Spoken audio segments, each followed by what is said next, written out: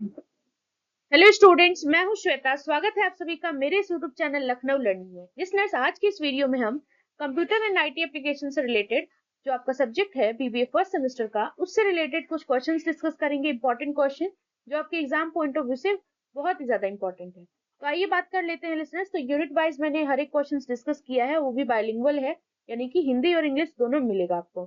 तो आइए देखते हैं। तो सबसे पहला यूनिट है हमारा फर्स्ट, यानी कि बेसिक्स ऑफ कंप्यूटर जो बात करता है। तो इसमें कौन कौन से इंपॉर्टेंट क्वेश्चंस हो सकते हैं। तो पहला आता है कि कैरेक्टरिस्टिक्स और application of computer in business, यानी कि जो आपका कंप्यूटर होता है, यानी कि कंप्यूटर की विशेषताएं और व्यवसाय में उनके अनुप्रयोगी की व्याख्या करें।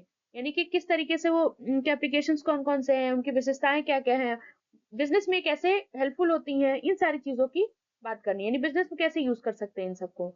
दूसरा आता है discuss the different types of computers and there classification, यानी टाइप्स ऑफ कंप्यूटर्स आपको बताना है, उनके क्लासिफिकेशन के बारे में डिस्कशन करना है, यानी विभिन्न प्रकारों और उनके वर्गीकरण पर चर्चा करना है।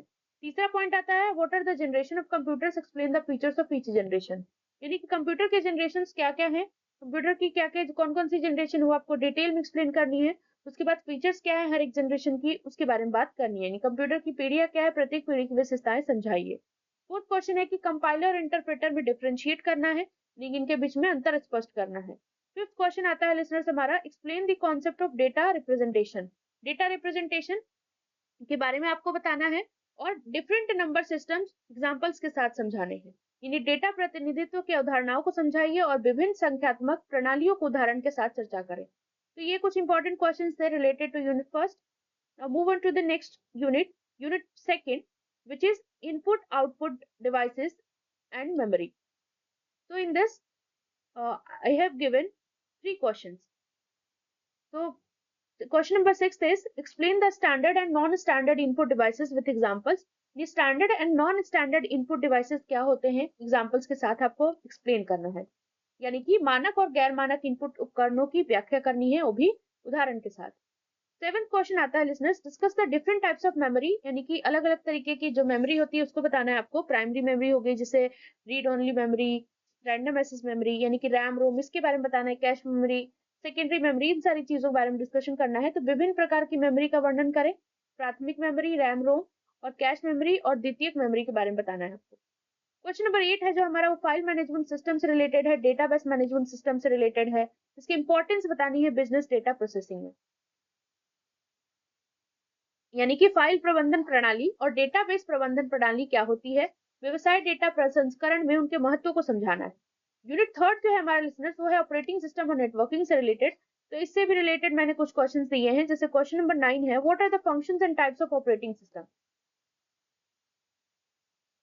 यानी कि ऑपरेटिंग सिस्टम के क्या क्या कार्य हो सकते हैं और प्रकार क्या क्या हो सकते हैं, यानी फंक्शंस और टाइप्स बताने हैं।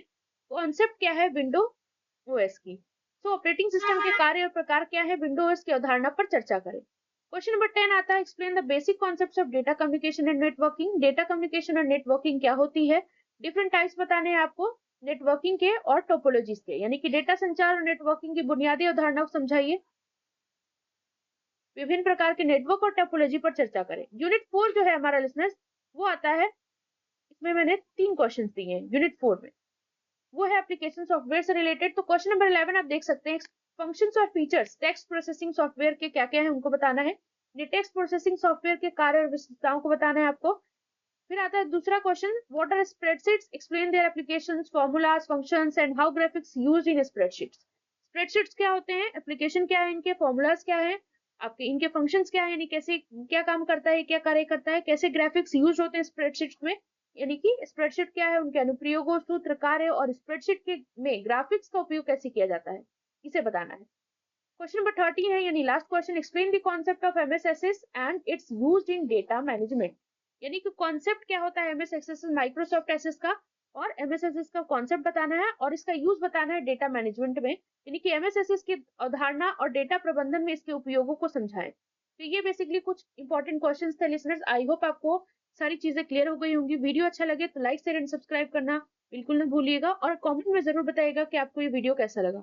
लिसनर्स, एक और बात, अगर और भी आपको सब्जेक्ट से रिलेटेड इंपॉर्टेंट क्वेश्चन चाहिए एग्जाम पॉइंट ऑफ व्यू से, जो कि बहुत इंपॉर्टेंट है, तो आप मेरे कमेंट सेक्शन में कमेंट कर सकते हैं। अपना रिव्यू जरूर दीजिएगा कि आपको ये वीडियो कैसे लगा, इससे हम भी मोटिवेट होते हैं आपके लिए नए नए वीडियोस लाने के लिए। So thank you so much. अपने दोस्तों के साथ शेयर करें और लाइक शेयर सब्सक्राइब करना बिल्कुल ना भूलें। Thank you.